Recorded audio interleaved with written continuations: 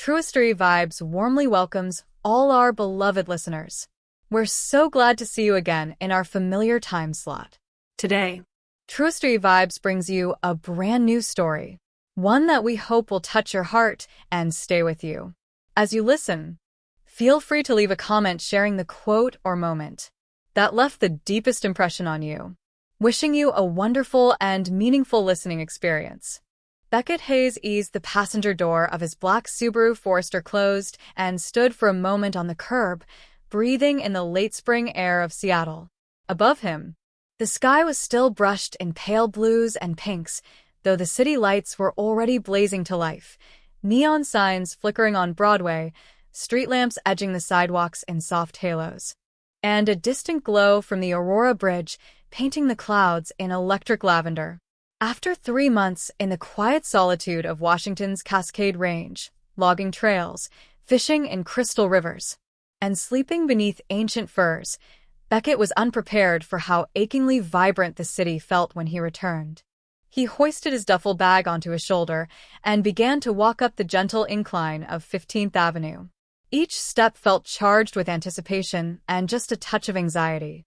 His childhood home, now the slightly weathered but welcoming brown-shingled house where his parents, Martin and Evelyn Hayes, had raised him, sat just beyond the canopy of maples.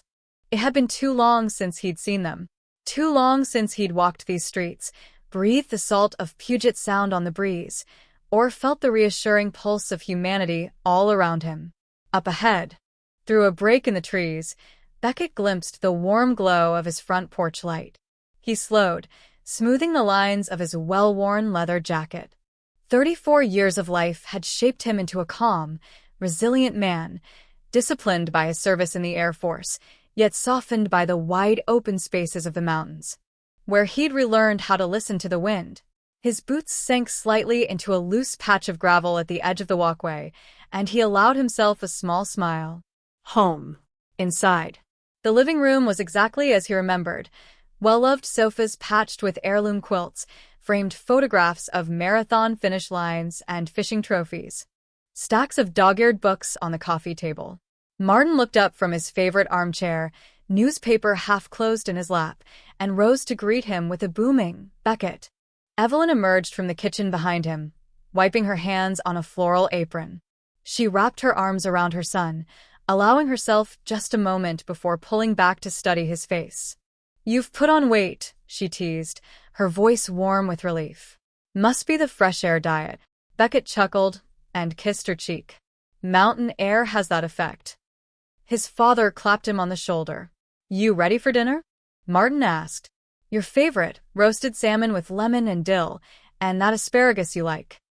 Beckett followed them toward the kitchen, but paused at the doorway when he saw a woman standing by the counter, sipping from a ceramic mug. She was graceful in a way that seemed both casual and intentional, dark hair falling in gentle waves around her shoulders, a driftwood gray sweater that caught the light, and eyes of deep hazel that held a guarded curiosity. Something in the tilt of her head reminded him of the mountains, resilient, quietly strong. His mother noticed his gaze and smiled. "Beckett, this is Sloane Caldwell," she said, introducing her. "Sloane, this is my son, Beckett." Sloane set down her mug, offering a small, polite smile. "I've heard a lot about you," she said, her voice steady but soft. "Welcome home." He extended his hand, and she met it with a gentle grip. "Thank you," he replied. "Nice to meet you." Martin gestured toward the table. "Please sit. We'll get started in a minute." Then he leaned in conspiratorially and added, "I think it's time these two finally got to know each other." Beckett sat across from Sloane, aware of how different this reunion was from his usual, solitary returns. His parents had arranged an informal meet and greet, but their real intention was clear. They wanted to see their son happy. They'd invited Sloane, 32, an up-and-coming soundtrack editor known for her work on independent films, because they believed she might be the one to bring a little spark back into Beckett's life. He studied her face as Evelyn placed a platter of salmon on the table, the citrus scent mingling with roasted garlic. He sensed a quiet fortitude in her, that same resilience he felt in himself. Perhaps, in some unspoken way, they each recognized a kindred spirit in the other. Two people who knew how to carry their own weight, who had faced their own battles, and who had learned the value of a true fresh start. The moment was charged, not with the awkwardness of a forced introduction, but with the possibility of something unexpected. As they lifted their forks and began to eat, Beckett found himself eager to hear her story, to share his own, and to see where the rest of the evening might lead. The city's pulse throbbed outside the window, but here, around this familiar table, a different journey was just beginning. Beckett followed Martin up the short flight of oak stairs to the formal dining room, the glow of Edison bulbs reflecting off polished hardwood floors and mid-century modern accents. The table was set for 6. Crystal water glasses caught the light, and a low centerpiece of pale pink peonies and maidenhair fern lent just the right touch of elegance. A gentle breeze drifted through an open window onto 14th Avenue, carrying the distant hum of city traffic and the faint aroma of jasmine from the neighbor's balcony. Evelyn emerged from the adjoining kitchen, brushing flour from her hands onto her apron. "Everything's ready," she announced with a warm smile. "Beckett, hug your father's friend before you settle in." Before Beckett could raise an eyebrow, Martin stood and called, here they are," in a perfectly practiced voice. The front door opened to reveal Claire Donovan and her daughter Sloane Caldwell, both stepping into the dining room with an air of casual confidence. Claire, in her early 60s, carried herself with the poise of a seasoned diplomat, soft gray hair pulled into a neat chignon, pearl earrings, and a tailored navy blazer over a white blouse. Behind her, Sloane, still holding her ceramic coffee mug, wore a charcoal cashmere sweater and dark jeans, her hazel eyes bright and attentive. "Martin, Evelyn," Claire greeted, closing the door behind her. She turned to Beckett with a warm half-smile. "There you are, Mr. Hayes. It's so good to see you again." Beckett offered his hand first to Claire and then to Sloane. "Good to see you both," he said. His voice carried a relaxed warmth. The monotony of the brief meet-and-greet introduction had already been replaced by genuine ease. Evelyn guided Claire to a seat on the right side of the table. "Sloane, next to my son," she said, patting the chair. "And Beckett, you're between Olivia and Sloane. We've got your favorites tonight." Beckett sank into a seat beside Sloane, exchanging a conspiratorial smile. Olivia, Beckett's younger sister by 3 years, slid in on his left after giving Claire a warm hug. Olivia, an urban planner with a penchant for vibrant scarves and quick laughter, nodded at Sloane and offered her a welcoming grin. With everyone seated, Martin raised his water glass. "To family and friends and new beginnings," he toasted. His words hung in the air, and each person lifted their glass in turn. Evelyn, Claire, Olivia, Sloane, and then Beckett. As the first course of roasted asparagus with lemon zest was served by Evelyn, small talk began to weave around the table. Olivia shared a quick anecdote about the waterfront redevelopment project she'd been managing. Claire recounted details of the cultural festival she'd just curated at the Seattle Art Museum. Evelyn chimed in on her latest volunteer work at the food bank. Finally, Martin cleared his throat. "We thought it was high time Beckett and Sloane had a proper chance to talk," he said. "You've both been through, well, let's say your own adventures, and I hear you share a love of good coffee and live music." Sloane took a sip of water, meeting Beckett's eyes. "That's true," she said. "I've spent the last 6 months editing a film score for an indie documentary about veteran reintegration programs. It's been rewarding and intense." Beckett inclined his head. "I know a thing or two about that. My last deployment was in South Korea. I ended up working with a nonprofit to help retired service members adapt to civilian life. We ran wilderness therapy retreats up in the Cascades." He paused, watching Sloane's expression lighten with interest. "That sounds incredible," she said, leaning forward. "I'd love to hear more about the retreats. The way you combine nature and healing, there's so much overlap with my work in soundscapes and emotional storytelling."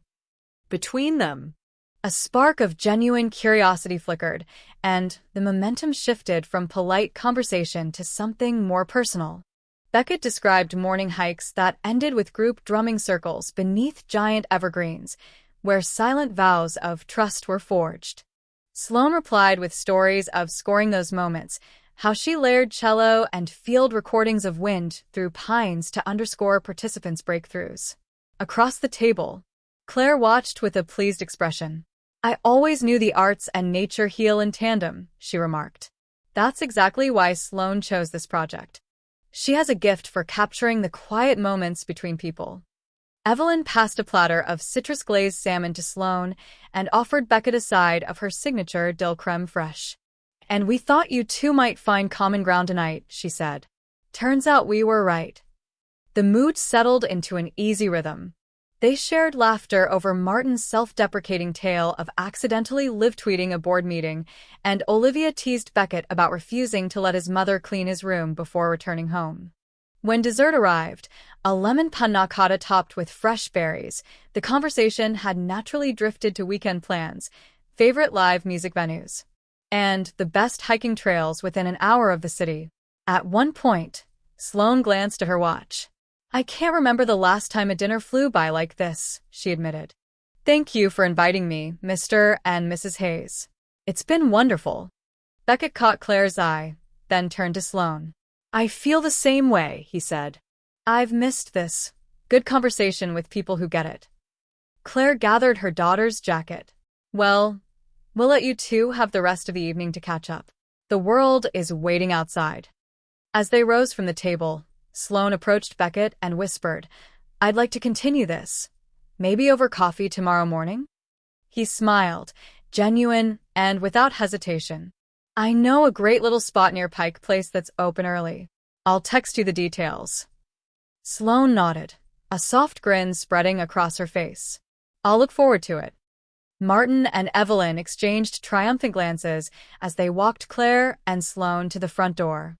Beckett lingered for a moment in the glow of the dining room, realizing that what began as a matchmaking dinner had quietly, effortlessly become the first chapter of something promising and new. Outside on the porch, Sloane paused under the hanging lanterns. "Good night, Beckett." "Good night, Sloane," he replied, brushing a loose strand of her hair behind her ear. She offered a small laugh. "Thanks for rescuing me from another perfect stranger's long monologue." "Anytime," he said, his voice warm. "See you tomorrow." As she closed the door behind her, Beckett stood for a moment in the gentle Seattle dusk. He could still hear her laughter echoing down the stairs, a sound full of possibility. Then, stepping inside, he knew with unexpected certainty that his homecoming had only just begun. The morning after the Hayes, Caldwell dinner dawned clear and crisp, Seattle's sky a vast canvas of pale blue streaked with wisps of cloud. Beckett Hayes slipped on his worn navy running shoes and stepped out into the soft light, grateful for the chance to clear his head before another day of resettling into civilian life. His route took him eastward along East Montlake Boulevard, the lanes of Lake Washington Boulevard opening onto broad views of the water lapping against a rocky shoreline. It was here, amid mossy driftwood and cedar trees leaning toward the lake, that Beckett felt most at home. The endless expanse of water, steely gray beneath the early sun, seemed to hold all the world's possibilities in its steady rhythm, each wave breathing in and out like the chest of an old friend. He settled into a steady pace, breath warm in the cool air, calves and quads engaging beneath his running shorts. On days like this, he liked to leave his phone behind, relying instead on the familiar landmarks, the stone pier where fishermen lobbed cast lines, the copper beach standing sentinel near the boathouse, the narrow inlet where otters fished in pairs. Each turn and incline had become a living map of memories, service retreats, family picnics, long conversations with his sister Olivia about her city planning projects. By the time Beckett reached the small park at Foster Island's western edge, a quiet haven of footbridges weaving among ancient cedar stumps, the adrenaline and solitude had begun to lift some of the tension he'd carried since his return. He slowed to a walk, untied his laces, and crouched to stretch hamstrings, taking in the gentle slap of water against pilings and the distant hum of kayaks drifting across Monroe Bay. That's when he first noticed her. A lone figure seated on a weathered bench under a madrona tree, shoulders drawn in against a light gray windbreaker. She stared out across the lake, eyes fixed on the line where water met sky, as though searching for something beyond the horizon. He hesitated, mind flicking back to last night's dinner. Sloane Caldwell. But it couldn't be. This woman wore hiking leggings and trail shoes. Not the casual chic sweater he'd seen. He risked a cautious approach, stepping onto the gravel path that curved around the bench. She turned slightly as he passed, and for a moment he saw that unexpected glimmer of recognition. Hazel eyes that had looked at him across the Hayes dining table, now reflecting an entirely different world of feelings. Vulnerability. Curiosity. The vulnerable hope of making a fresh start. Beautiful morning, Beckett ventured, voice low, respectful of her solitude. She offered a polite nod but didn't speak. So he continued. I did some loop runs up the Cascade foothills, he said, but there's something about these lakeside trails that just feels like home. She glanced at him fully then, brow arching in mild surprise. You do a lot of exploring out there? She asked, voice soft with a curious edge. Used to, he admitted, turning slightly to face the open water himself. Came for the mountains. Stayed for the lake. I'm Beckett, by the way. She folded her hands in her lap and gave him her own small introduction. I'm Sloane. Sloane Caldwell. He smiled, warm, genuine. Nice to see you again, he said, though they'd only shared dinner hours before, not this quiet, contemplative dawn. Mind if I join you for a bit? She hesitated, then nodded, scooting over on the bench to make room. Beckett settled beside her, scanning the water. The bench sat just above the high tide mark, its wood bleached pale by sun and salt spray. Behind them, tall reeds rustled. Above, cedar limbs creaked in a light breeze. It felt as though the city had retreated entirely, leaving them alone on the shore of possibility. They sat in comfortable silence for a few minutes, listening to the hush of morning. Gulls crying overhead, the faint rumble of a passing ferry on Lake Union, the slap of small waves against the pilings. Finally, Beckett glanced at Sloane. Whenever I get back from a long deployment, he said, I go straight here. It's like the world rebalances itself. He dipped his hand toward the water. You ever come out here? She lifted her gaze to him. I've been to the park section, she said, but usually I stick closer to the city. I edit film scores. So I work late, then I crash. I've meant to explore more, but life gets busy.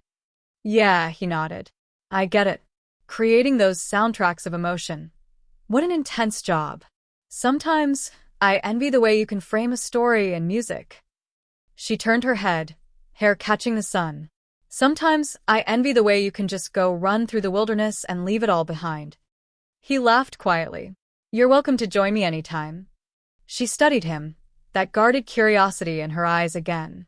Maybe I will, she said after a moment. I've been meaning to find a more balanced life, less screen time, more fresh air. Then let's make a plan, he suggested, turning to her with unexpected boldness. Next weekend, early. I'll guide you to my favorite hidden viewpoint, and T. Rainier glows pink at sunrise from there. She considered this, lips curving into the faintest half-smile. I'd like that, she said. He leaned back, feeling a rush of warmth spread through him. Great. It's a date, then? She laughed, a soft, genuine sound that mingled with the morning breeze. I'll hold you to it. For a while longer they remained on the bench, exchanging stories. She told him about her latest project, scoring a documentary on wildlife conservation, how she layered cellos with field recordings of forest frogs to underscore moments of fragile beauty. Beckett spoke of leading a retreat for fellow veterans, guiding them through cold mountain lakes to help them rediscover trust and camaraderie after their service. Each story brought them closer, weaving threads of shared empathy and understanding. What had begun as a polite dinner courtesy to his parents now deepened into a real connection, two people recognizing mirrored qualities in each other: resilience, loyalty, the thirst for renewal. As the sun rose higher, pale beams dancing on the ripples of Lake Washington, Beckett stood and offered his hand. Shall we head back? I should probably get some coffee on my way back to town. Sloane took his hand, steadying herself as she rose. Coffee sounds perfect. They walked the short distance back, stepping over driftwood and loose stones, the path curving past the lily pads and slender marsh grasses. With each stride they matched pace, two solitary souls finding balance in the new rhythm they created together. At the boathouse dock, Beckett paused.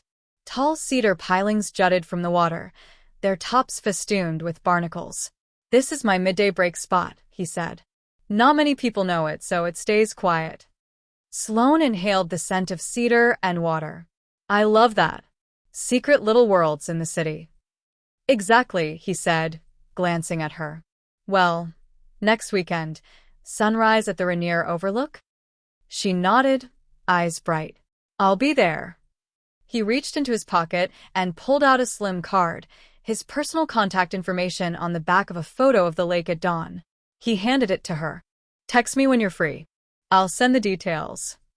She took the card, her fingers brushing his. "Thank you, Beckett," she said simply, but in a tone that carried all the promise of new beginnings. With that, they parted. He to the small coffee kiosk near the park entrance, she toward the bike path leading back to Capitol Hill. Each of them carried a spark that the other had ignited, a shared anticipation of what they might discover next. Alone again, Beckett sipped a steaming Americano, watching joggers and dog walkers drift past. He felt a quiet confidence he hadn't known in months. Across the water, the city hummed back into focus. But something inside him had already shifted, anchored by a chance encounter at Lake Washington and the promise of sunrise hikes on the Cascades. And as Sloane pedaled away on her rented electric bike, she felt a lightness she couldn't remember feeling in a long time. The grand Seattle skyline, the endless expanse of water, and a simple invitation had reminded her that life's most meaningful connections often form when you step off the beaten path and let yourself be found. The next morning, Sloane Caldwell arrived at Elm and Rye Cafe 10 minutes before sunrise, drawn there by a thoughtful text from Beckett. "I'll grab us a corner table, 2 lattes and your favorite oat milk on the side. Can't wait to see you." The cafe sat on a quiet side street in Fremont, its large windows framed by climbing ivy, the soft glow of Edison bulbs visible even before the sun broke the horizon. A hand-lettered chalkboard sign at the door read, "Early birds, 10% off before 7 a.m. When Sloane pushed open the door, the aroma of freshly ground espresso and warm pastries wrapped around her like a welcome hug. The barista behind the counter, a tall woman with an undercut dyed rose gold, greeted her with a nod. Soft jazz, Miles Davis's mellow trumpet, floated from discreet speakers above. The cafe's interior was a harmonious mix of reclaimed wood tables, vintage leather chairs, and tropical plants in ceramic pots. At the back, Beckett was already seated at a round oak table beside a rain-streaked window overlooking a cobblestone lane. He stood as she approached, offering her a warm smile that crinkled the corners of his eyes. His leather jacket hung over the back of his chair, revealing a well-fitted gray sweater and dark jeans, casual, comfortable, yet unmistakably him.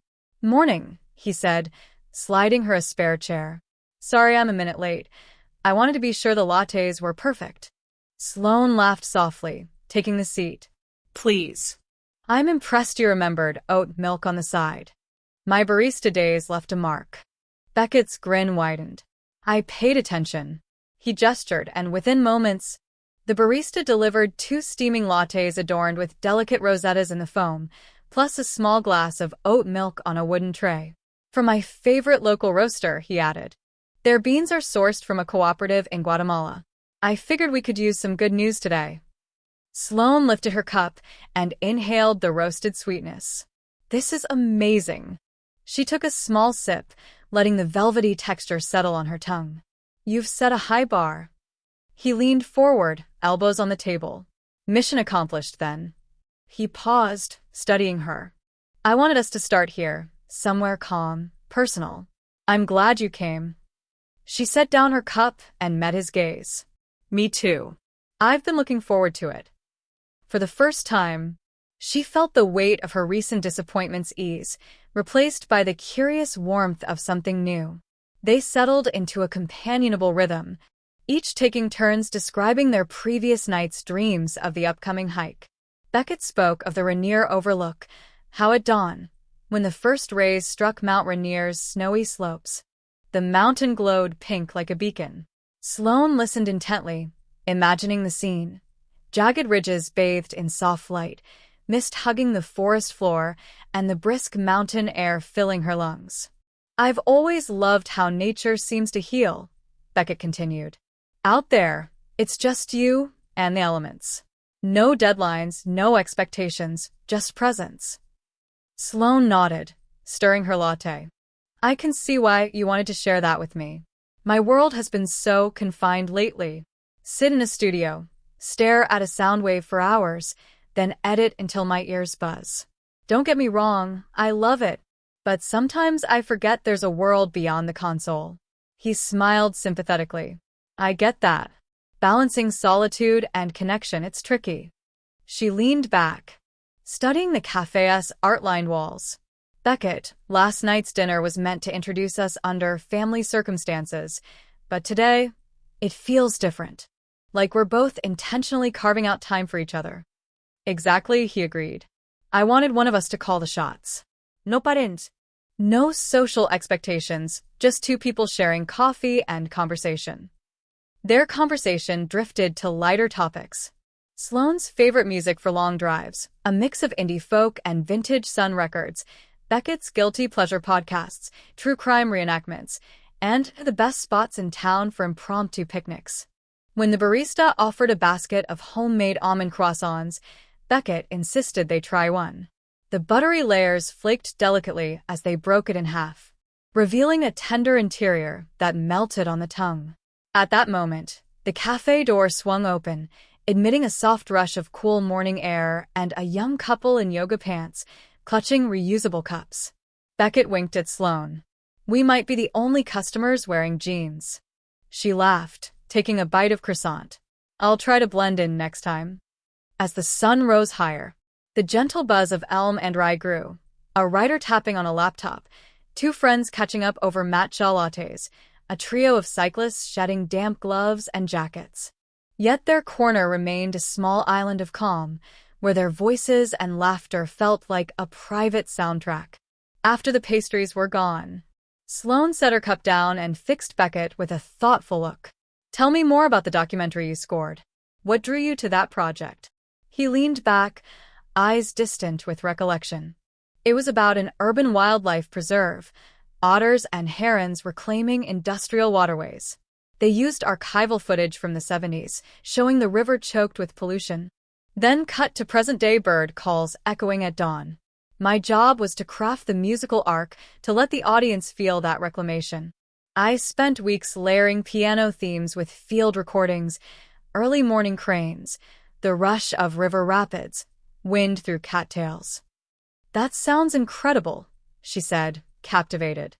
"You gave voice to the landscape's healing. We're doing similar things, you and I, only through different mediums." Beckett's gaze softened. "Yeah. I never thought soundtrack editing and veteran retreats would have much in common. But it's about helping others find a narrative of renewal, whether through sound or silence." Sloane tapped her finger on the table. "I'd love to collaborate someday. Maybe craft a soundscape for one of your retreats, audio journals, ambient loops, interviews layered with nature recordings." He chuckled. "You'll put me right to sleep. Better a peaceful slumber than counting sheep," she teased. They both laughed and for a long moment simply enjoyed the ease of being themselves around each other, the kind of comfort that only comes when people share genuine interests and understand unspoken fears. Then Beckett glanced at his watch. "I should head back. Got a meeting with HR in a couple of hours, and I promised Olivia I'd help her move a desk." Sloane nodded, finishing the last sip of her latte. "I've got a morning edit session, but I'll wrap up soon." He stood and offered his hand. She placed her fingers in his, and he helped her up. "Same time next week?" he asked, voice hopeful. "Rainier hike at sunrise," she replied, smiling with quiet certainty. They walked together toward the door. the cafe-st and giving way to the brisk morning air. Outside, a pigeon cooed atop the ivy-covered facade, and a delivery truck rumbled down the cobblestones. Beckett reached into his pocket and retrieved the small card he'd given her at Lake Washington, his personal number handwritten beneath a sunrise shot of the mountain. "I've got that if you need it," he said, handing it over. Sloane slipped it into her sweater pocket. "I won't lose it," she promised. He hesitated, then added, "Thank you for today. I really enjoyed this, being here with you. Without everything else." Her eyes shone with sincerity. "Me too, Beckett. Me too." As they parted, he watched her navigate the narrow sidewalk toward the bus stop, her steps light and confident. He felt a swell of optimism, something real and rare, bloom in his chest. Around him, the neighborhood hummed to life, cyclists weaving through bike lanes, brunch spots setting out chairs, the distant rumble of the Aurora Bridge. And as Sloane rounded the corner, disappearing into the morning rush, Beckett felt certain that this new connection, born of chance encounters, thoughtful invitations, and shared passions, had already begun to reshape both their worlds. It was more than coffee. It was the start of rewriting the story they'd both been living, one genuine moment at a time. 2 days after their coffee at Elm and Rye, Beckett Hayes received an urgent text. Yakima Valley landslide. National Guard called in. Report ASAP. Captain Morales. He stared at the message for a moment, mind flashing back to other emergencies he'd responded to over a decade of service. The Cascade foothills might be quiet now, but Yakima's rolling orchards and steep ridgelines had always carried the risk of sudden slides. Without hesitation, he texted back. En route. He packed in 15 minutes, tactical boots, field jacket, first aid kit, a sturdy flashlight, and the small photo of Lake Washington dawn tucked into his wallet for luck. He called Sloane at Elm and Rye, but it went straight to voicemail. He left a brief message. Duty called. I'm needed for a rescue in Yakima. I'll try to check in as soon as I can. B. His drive east on Interstate 90 was anything but scenic. Highway crews funneled traffic through a narrow detour where a recent slide had closed part of the freeway. Beckett clenched the steering wheel as he passed the orange cones and idle concrete barriers, the weight of responsibility settling in his chest. By the time he reached the state emergency staging area outside Yakima, late morning sun had glinted off the orchards, painting rows of cherries and apples in lush reds and greens. At the staging point, the hum of generators mingled with radio static and the hiss of pneumatic bandsaws cutting through headstones of earth. National Guard Humvees sat in neat lines, soldiers in dusty fatigues donning helmets and NVG mounts. Local firefighters and EMTs clustered around portable command trailers, maps of washouts and slide zones pinned to corkboards. A sense of urgency vibrated beneath muted conversations. Captain Morales greeted Beckett at the mobile command post. Hayes, good to have you. We've got 2 missing campers. Possible entrapment at a creek bed halfway up the hill. It's steep, unstable ground. Tree fall, boulder risk. You ready? Beckett nodded, scanning the satellite overlay showing the slide scar. A gray smear across the hillside where trees once stood. Let's go. They strapped on harnesses and clipping points, hooked up to belay lines. Beckett fell in step with a team of 8. 2 Washington State troopers, 4 National Guard engineers, and 2 volunteer search and rescue K-9 handlers. The wind carried the acrid tang of wet earth, and every footfall stirred fresh clouds of dusty soil. As they descended the ridge, Beckett felt the familiar thrum of adrenaline. In the military, he trained for chaos, improvised explosive devices, mountain rescues, night ops, but a natural disaster carried its own unpredictable fury. One misstep could send them sliding over a tree stump or into a sinkhole. Conversation was sparse. Clipped commands over radio, the rhythmic snap of branches under heavy boots. Muted barks from the SAR dogs weaving through the underbrush. Morales circled back to Beckett. We've got a report. One of the campers phoned 911. Said they were trapped under a fallen fir about a quarter mile north of the creek junction. That was an hour ago. Strong signal, but the line cut off. Beckett's jaw tightened. Time's critical. Let's move. They reached the creek bed, gurgling, ice-cold water wheel deep, under an overturned root ball and a tangle of snapped trunks. Here, branches lay splintered like toothpicks. Beckett crouched low, scanning the muck. The K9 handler released a German shepherd, its muzzle bobbing as it caught a scent and bolted downstream. Moments later, the dog scratched urgently at a shingle of sod. Beckett cleared debris with gloved hands, revealing a pair of damp boots and the hem of a green raincoat. He called, "Connect," the signal for the team to lower a rescuer. Corporal Diaz, harnessed to a belay system, descended next to Beckett.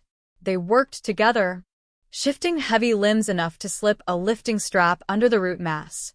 Beckett's pulse pounded as he assessed risk. Shifting weight could unbalance the trunk, sending a cascade of dirt and branches. He whispered a brief prayer for steadiness, then gave the nod. With coordinated effort, Sergeant Kim and 2 troopers on the hauling line guided the root ball upward, inch by inch. Beckett scanned overhead as the ground settled, heart in his throat. Finally, the pressure released with a dull crack, and they lifted the trunk clear.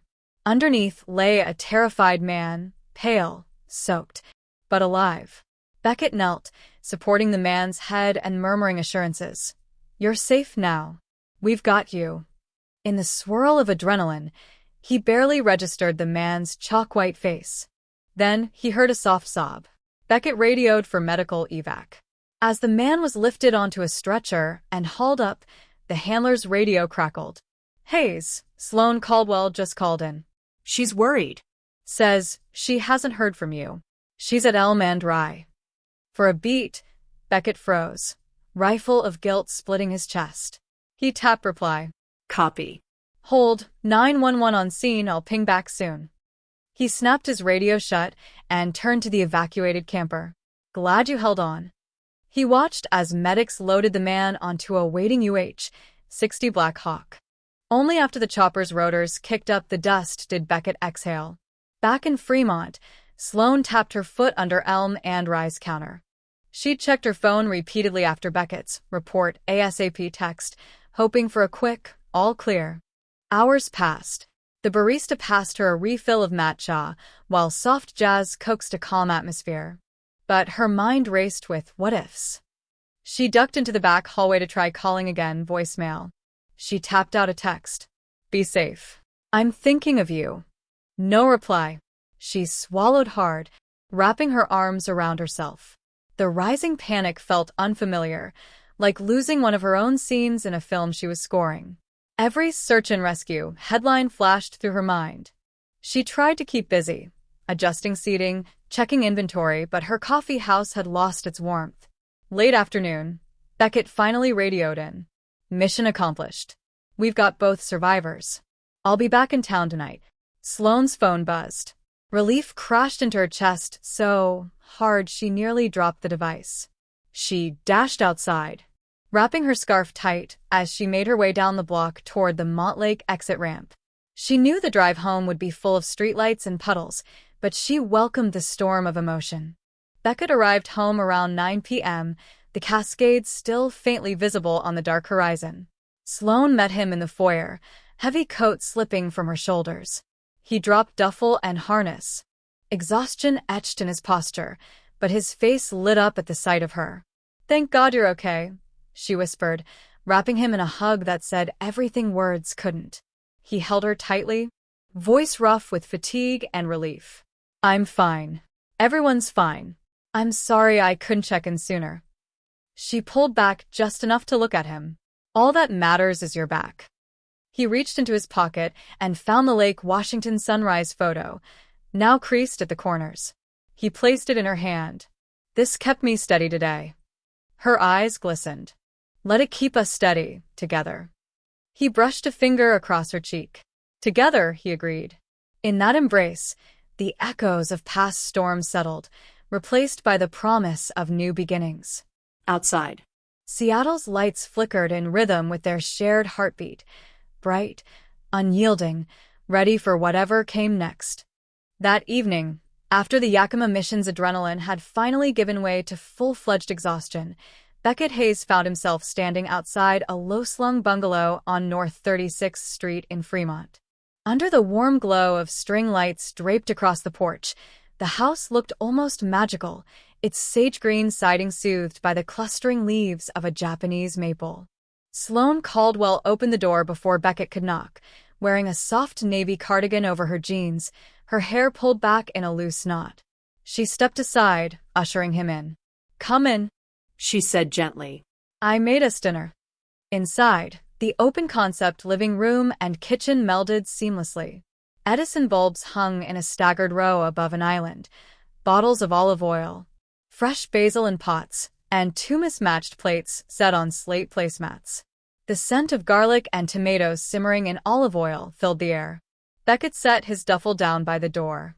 Shedding his jacket, his uniform shirt, now neatly folded in his pack, remained a silent reminder of the day's strain. He drew in a slow breath. "It smells amazing."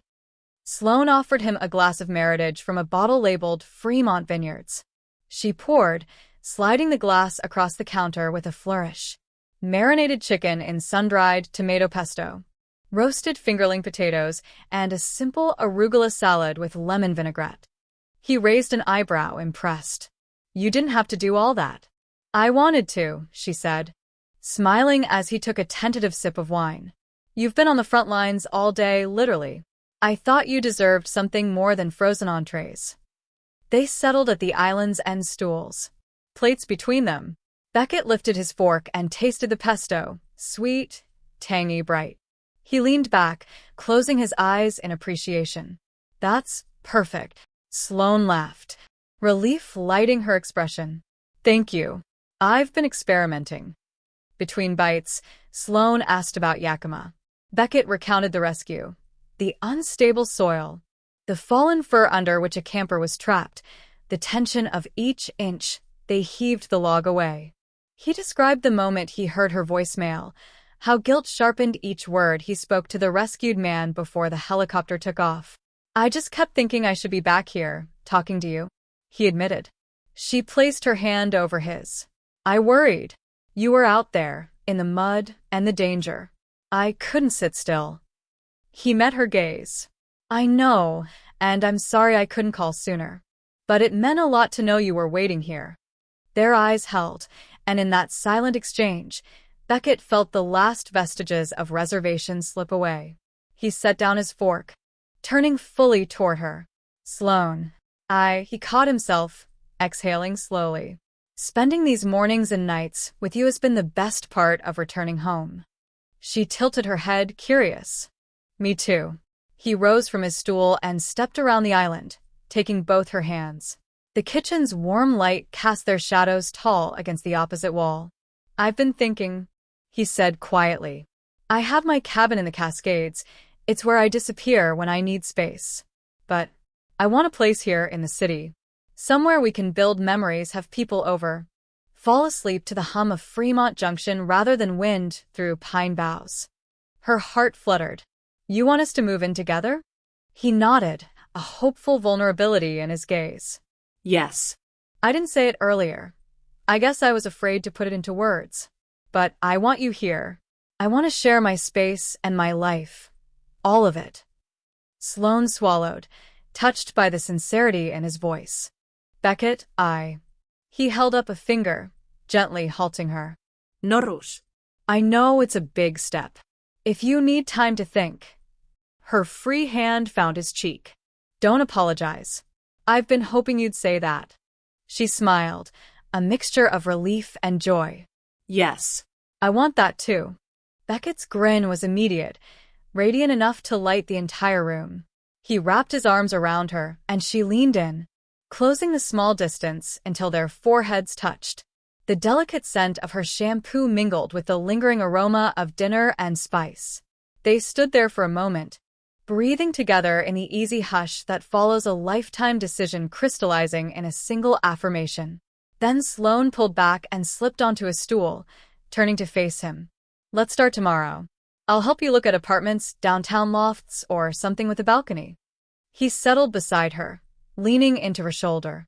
Or, we could make this place ours. My landlord is flexible. I could give notice on the cabin, sublet it. Her eyes widened in delight. Are you serious? We could paint, pick out new furniture, host dinner parties. He kissed her temple. Exactly. A home for us. They lingered over the last sips of wine, discussing color swatches and floor plans. When the plates were empty, Beckett fetched the dishcloth, drying as Sloane stacked the china. Even the mundane act of clearing dishes felt infused with promise. Outside the kitchen window, Fremont's eclectic energy pulsed. The neon sign of a nearby burger joint humming to life, the rumble of a trolley crossing at the Burke-Gilman Trail, cyclists drifting past. Inside, they felt cocooned in warmth and possibility. After the dishes were done, they moved to the living area, a comfy nook adorned with Sloane's woven tapestries and Beckett's framed photographs of mountain vistas. He sank onto the couch and patted the seat beside him.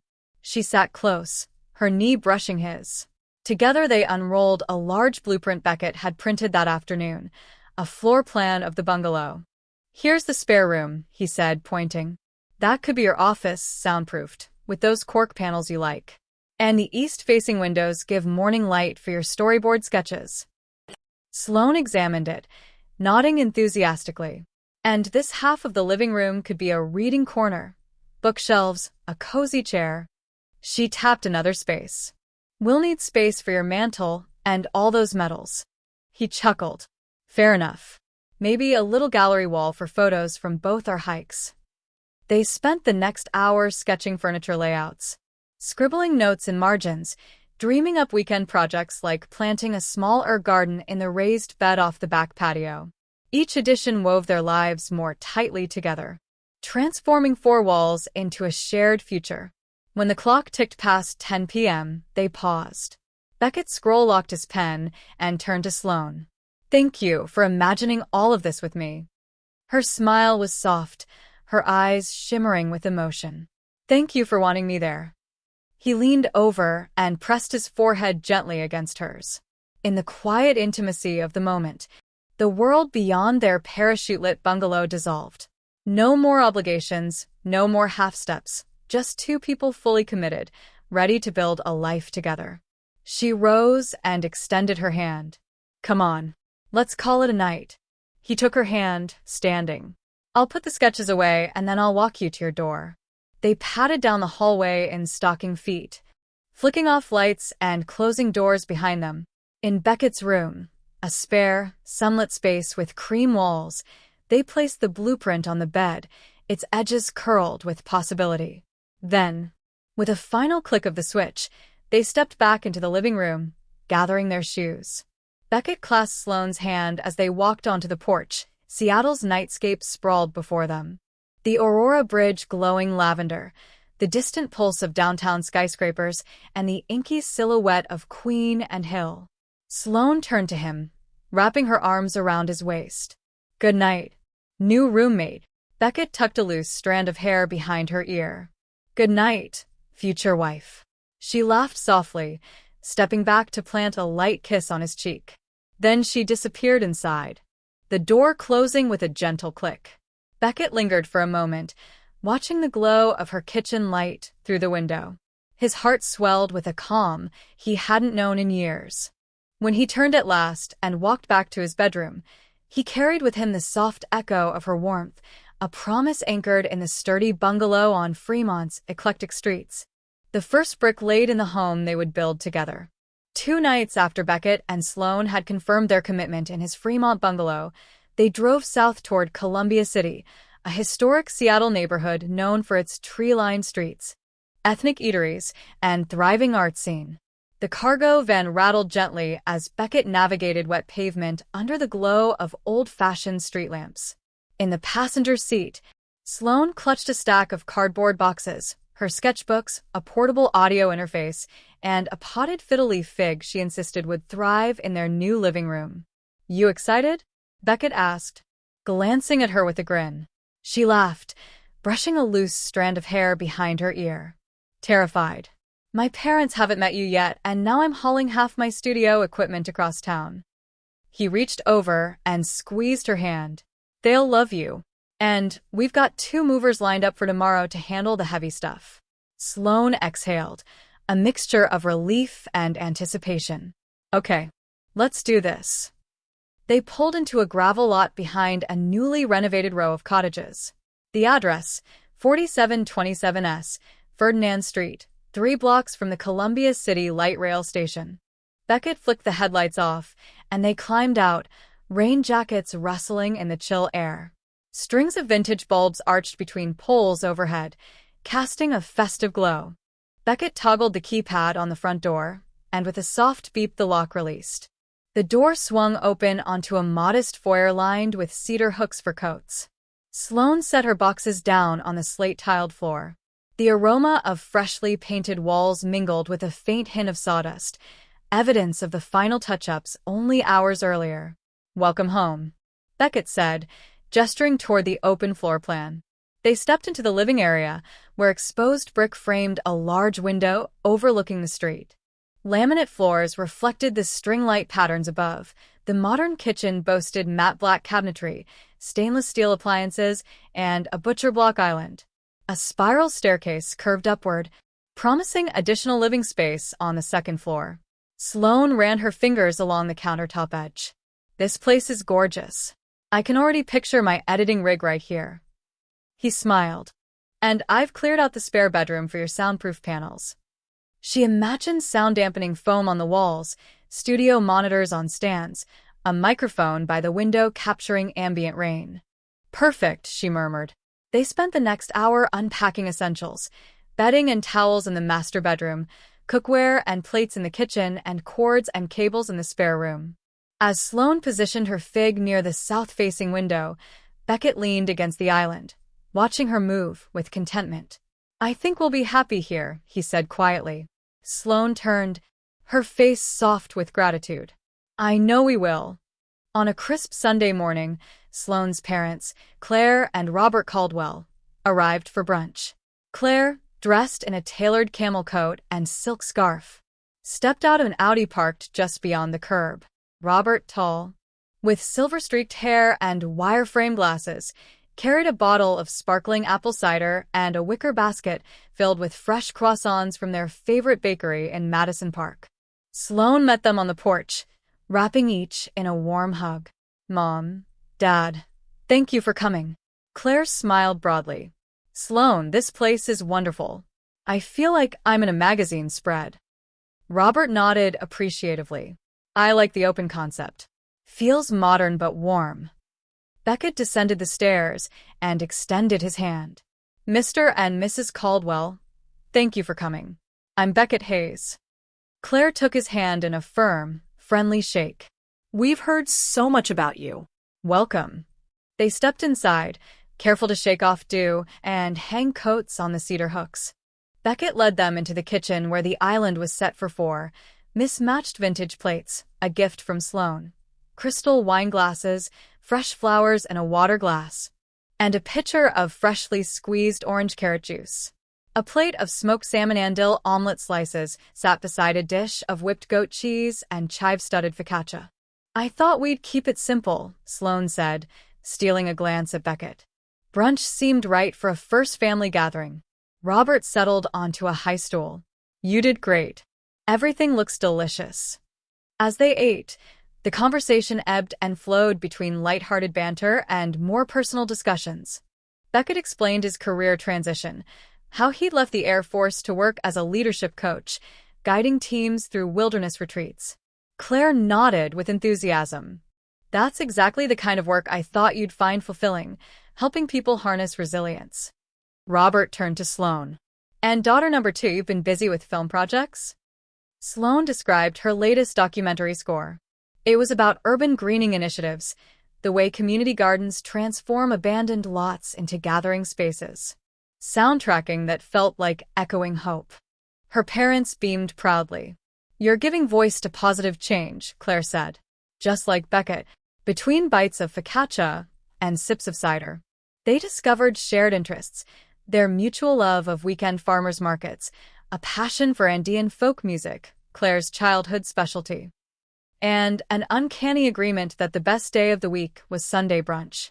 When Robert mentioned neighborhood associations, Beckett chimed in, "I joined the Columbia City Neighborhood Council last month.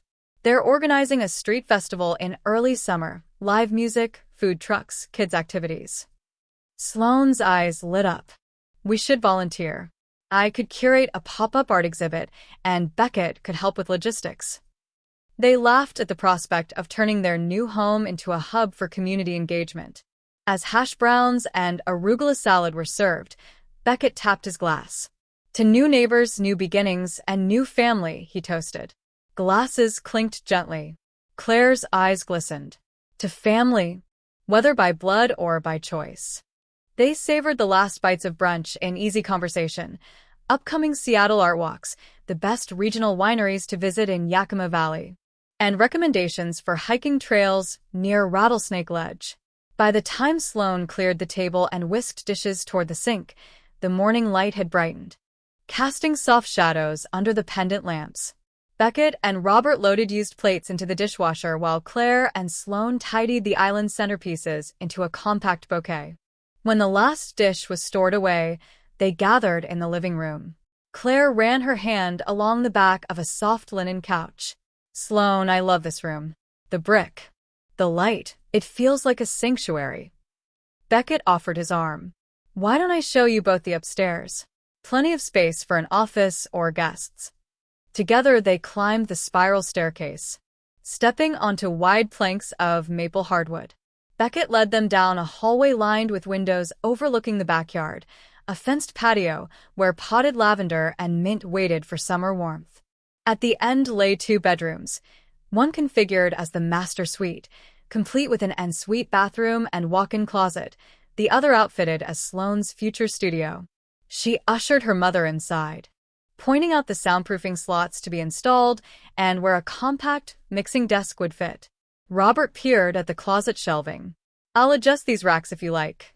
Make room for your wardrobe." Claire draped her arm around Sloane's shoulders. "It's perfect, honey." At the top of the stairs, Beckett paused to look back at the family below, a tableau of contentment and connection. His heart swelled. He then turned to Sloane and slipped her hand into his. "Downstairs," Claire queried. "What else do we need for the housewarming?" Sloane laughed. "Just you two. And maybe some bar stools for that island." With a loving squeeze of her shoulder, Claire said, "We'll get them next weekend. On us." Later that afternoon, after her parents departed with hugs and assurances they'd help unpack the last boxes, Beckett and Sloane hosted 2 hired movers who installed bar stools and assembled a bookshelf in the living room.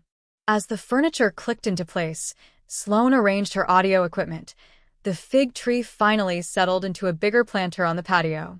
Beckett hovered nearby with a power drill, helping mount a row of framed nature photographs, each a memory from past retreats they'd discussed. He stepped back and admired the wall, the pink glow of Mount Rainier at dawn, a misty waterfall in the Cascades, and a shot of Lake Washington's tranquil surface. Beneath them hung a framed photo of he and Sloane laughing over coffee at El Mandrai. She joined him, nudging his elbow. "Our timeline captured." He wrapped an arm around her waist. "Our story on the walls." They stood together in the supplemented quiet. No more echoing boxes, no more rattling nails. Just the steady hum of the city outside and the warmth of home within. As dusk settled, they opened the sliding glass door to the patio. Lanterns strung above cast a gentle glow on the potted herbs and the new bistro table set for 2. Sloane grabbed 2 mugs and poured hot chocolate, steaming in the cool air. Beckett followed her outside. She passed him a mug, the fragrance of cocoa rising between them. He took a sip and exhaled. "To Columbia City," he said, raising his mug. "To new chapters," she replied. They clinked their mugs and leaned back in the wrought iron chairs, shoulders touching. Above them, string lights twinkled like stars. Though outside the world carried on, cars crossing Rainier Avenue, distant laughter drifting from a nearby pub. Inside, Beckett and Sloane felt wholly anchored.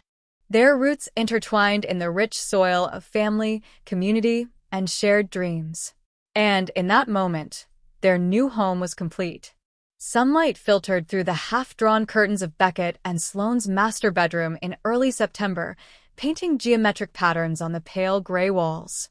Outside, the maple in their backyard shimmered with the first hints of autumn, flaming tips of red and gold that danced in a gentle breeze. The aroma of brewing coffee drifted up the spiral staircase, mingling with the crisp morning air. Beckett stretched, the quiet hum of the house welcoming him awake. He glanced at the small digital clock on the nightstand. 7:15 a.m. Sloane would already be down with her canvas of winding audio cables and open laptop, editing the score for a new documentary. He rose carefully, pulling on jeans and a soft navy pullover, his standard weekend attire, and padded downstairs. In the kitchen, a stainless steel French press stood on the island alongside 2 travel mugs. Sloane was at her makeshift studio console, headphones framing her face, eyes focused on the waveform dancing across her screen.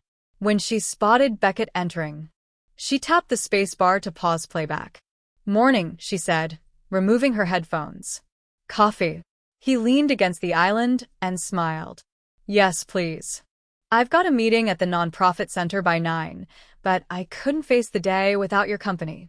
Her expression softened. "One day I'll stop being surprised when you say sweet things." He poured the coffee. Dark roast, bold, smoky, comforting. Sloane reached for her mug, and their fingers brushed. "So," he said, lifting his own. "First challenge of the day. My presentation to the board about expanding our wilderness therapy retreats." She nodded, moving to the stove to warm leftover quiche. You'll knock it out of the park. "I can help you run through your slides this afternoon." He laughed. "I'll hold you to that."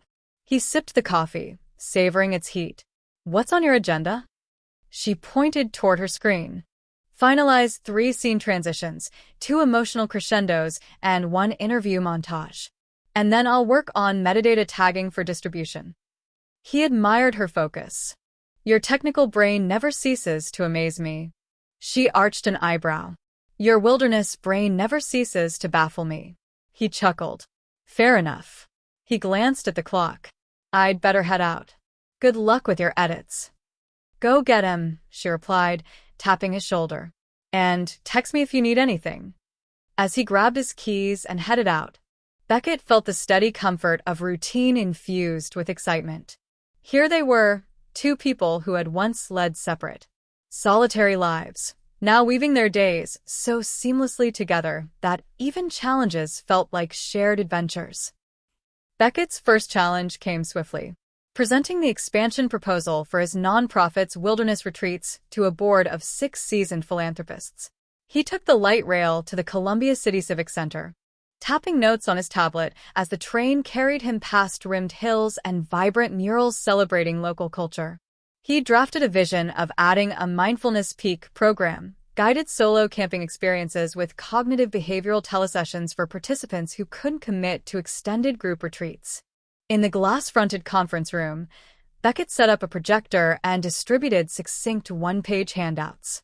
He opened with a personal anecdote about the Yakima rescue, a carefully chosen story illustrating the power of nature to heal crisis shock. The board members listened intently, jotting notes. Questions followed: cost projections, insurance liabilities, staffing logistics. Beckett navigated each query with precision, punctuating technical details with heartfelt conviction. At the end, the board chairman, an austere woman named Lydia Chen, smiled. "Your data is compelling, and your passion is clear. We'll vote next week, but I'm optimistic." Beckett exhaled, grateful but already shifting thoughts to Sloane. He sent her a quick text. "Presentation went well. Heading home soon. Love you." Meanwhile, back at their Columbia City home, Sloane endeavored to meet a looming deadline, scoring the upcoming Urban Wilds documentary series. She combed through hours of footage, community gardeners tending plots, children learning to compost, rusted warehouses reborn as greenhouses. She crafted emotive themes, blending solo cello lines with field recordings, birdsong at dawn, the distant murmur of city traffic, cyclist bells echoing off brick walls. Around noon, she paused, checked Beckett's message, and took a brisk walk around the block. Sunshine played across a cascade of purple salvia and bright zinnias outside a neighbor's home, a reminder that creativity thrived when you stepped away briefly. Returning, she sipped her third mug of tea and resumed editing with fresh focus. By late afternoon, her final mix was ready. She rendered the files and sent them off to the director with a note. Draft score attached. Let me know your thoughts. Excited to hear it with the visuals. Satisfied. She shut down her console and switched gears for date night, an improvised dinner with friends at Toulouse Petit in Pioneer Square. That weekend, Beckett and Sloane piled into a Subaru Outback for a short road trip to the Rattlesnake Ledge trailhead, just east of Snoqualmie Pass. The drive along I-90 took them past sprawling fir forests, misty valleys, and the glittering surface of Rattlesnake Lake itself. They parked, laced boots, and set off up the steep 2-mile trail, an annual tradition Beckett had insisted on sharing. Midway, above a rocky outcropping, they paused to catch their breath. Beckett retrieved a well-worn thermos of hot chocolate, poured 2 cups, and passed one to Sloane. They stood shoulder to shoulder, sipping sweetness, gazing at the brilliant panorama, a patchwork of evergreen and golden maple, the cirque of hills rolling beyond. Sloane leaned against him and whispered, "Thanks for dragging me up here again." He kissed her temple. "You love it, don't lie." She grinned. Guilty as charged. They spent the afternoon hiking to the summit, where strangers exchanged friendly nods and photographs, and returned home tired but exhilarated, ready to face the week ahead. Not every hurdle was breathtaking vistas and heartfelt presentations. Some days brought logistical hiccups and the unpredictable nature of life. Power outage. One October evening, a seasonal windstorm knocked out power across Columbia City. Beckett and Sloane lit candles, hauled flashlights, and swooped through the house checking on perishables. They ordered pizza by phone, laughing at the tiny glow of their phones in the dark. Later, they played card games by candlelight, sharing stories of childhood blackout memories. Workflow bottlenecks. As Sloane's documentary deadlines tightened, Beckett stepped in as improv soundboard, performing line reads and offering feedback on emotional pacing. Their living room transformed into a pop-up booth, with blankets hung to dampen echo. Their collaboration deepened not just practical synergy but emotional intimacy, reaffirming that challenges could be shared rather than shouldered alone. Family trials. Martin Hayes endured a mild heart scare. An unexpected angioplasty required a week in the hospital. Beckett rushed east, and Sloane rearranged her schedule to accompany him. They sat in waiting rooms together, reassuring his parents and each other. Late-night coffee runs to the hospital cafe turned into long conversations about life priorities, career focus versus family time, the fragility of health, and the importance of expressing love before it's too late. Neighborhood dispute. When a developer proposed turning a vacant lot next door into a high-rise, Beckett and Sloane joined the local neighborhood council's campaign to demand community input. They designed flyers together, drafted talking points, and attended late-night zoning meetings, side by side. It was civic engagement in real time, another thread in the tapestry of their shared urban life. Through it all, they cultivated rituals that nourished their connection. Sunday market runs. Every Sunday, they joined Sloane's parents at the Pike Place Market, sampling artisan cheeses, trading produce recommendations with local farmers, and lingering over tea at their favorite stall. Often they bumped into neighbors, artists, musicians, tech workers, turning a simple outing into a communal celebration. Monthly dinner parties. Hosting became their shared passion. Beckett designed small herb gardens on the patio, while Sloane curated playlists and ambient soundscapes for each menu theme, from Mediterranean mezzi nights to Pacific Northwest seafood feasts. Friends spilled over the kitchen island, laughter mingling with clinking glasses and warm tortillas. Date nights. Whenever life's pressures mounted, they reserved one evening a month for solo time, concert tickets to the Crocodile, indie film screenings at the SIFF Cinema, or exploring late-night coffee shops. These mini-escapes reminded them to prioritize romance even amid busy schedules. Seasonal getaways.